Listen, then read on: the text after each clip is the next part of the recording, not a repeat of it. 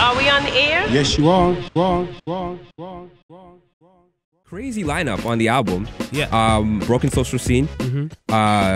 Justin Azuka. Yeah. Kamau. Yeah. Rich Kid. Yeah.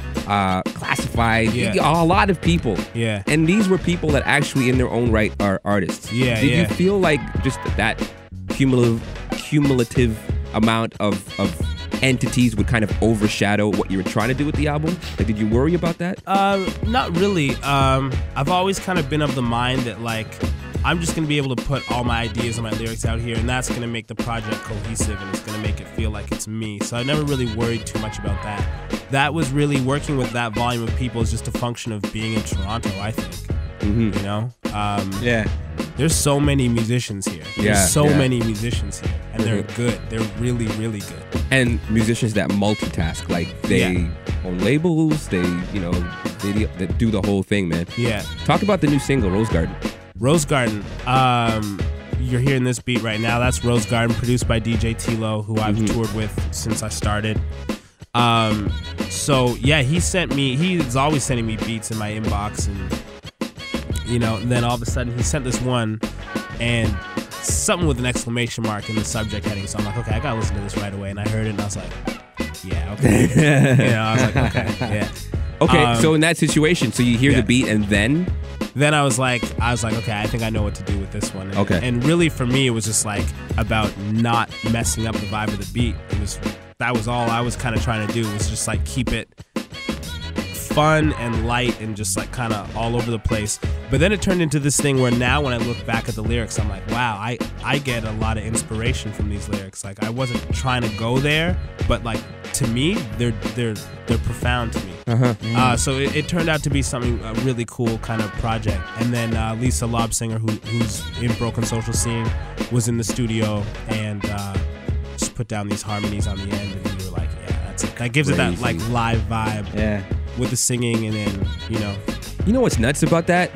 She's a huge artist in her own right. Now, if you were to translate that to more like mainstream, traditional, like hip hop and R&B, and I don't know, Kanye happened to be in the room and Beyonce started humming something. Yeah. It just wouldn't have happened that, authentically. It would have been lawyers and discussions and, well, what are we going to do after? And you got to give me something in exchange. It just seemed more like organic in terms of how you got these things to happen. Yeah, it was great, man. It was like, I'm a strong believer in like making music with the people around you. That's just what I believe in, and that's just what feels natural for me. So she was in the studio a lot working with a couple of the guys that I was working with. Yeah. So she'd always be passing out, doing a session when I'm leaving from a session, and they just asked her like, hey, like, you want to try something? She's like, yeah, that sounds dope. Like, let me try this.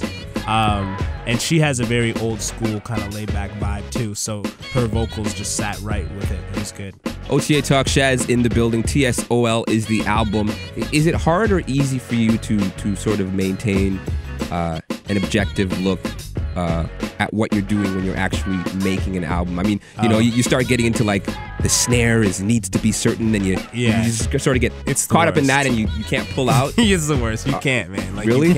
You can't. Like, you can't. Like, honestly, like after I was done the album, then you wait a bit of time before you put it out, and it's like, for me, I have to read the first feedback to remember what these songs are about, because I'm listening to Rose Garden, and you're like, I'm waiting for that snare at 1:22. Yeah. Like, did we turn it down? That's the only thing I'm hearing. I'm not hearing anything else. You know what I mean?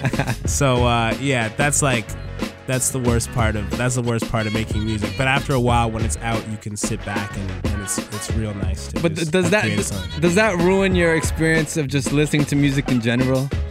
Because now that you've created it and you understand that you are listening for those things. I'm not as much of an audiophile as some people are in that sense. Like, some people, like, they could hear the College Dropout and be like, no way, man, I hate that album. And you're like, why?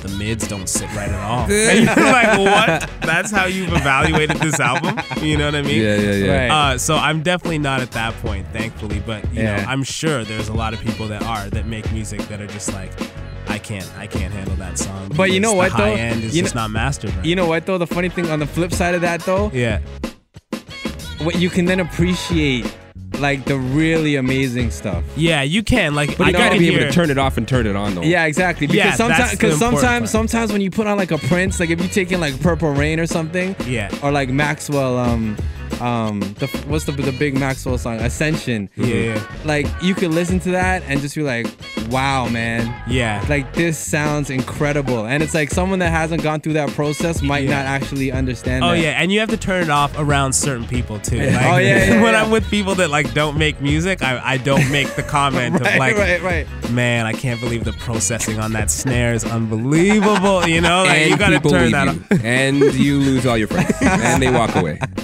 Out of all the songs on TSOL, what was the actual like hardest song to get done? Like, was there any? There was hardest. Yeah, there's the last song is called We, Myself, and I, and that one was the hardest to get done because that has this. It's like a rock sample.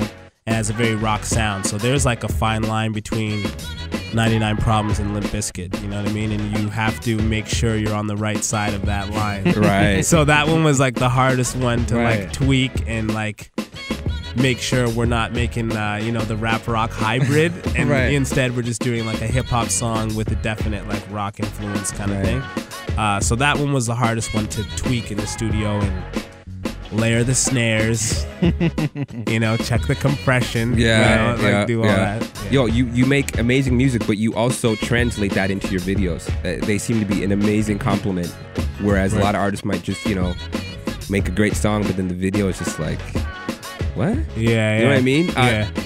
Is that an actual discipline in yourself, saying to yourself, like, yo, like, whoever we're working with, because this is a totally different landscape, right? Like, in terms of video direction and coming up with that kind of stuff. And shouts to footage.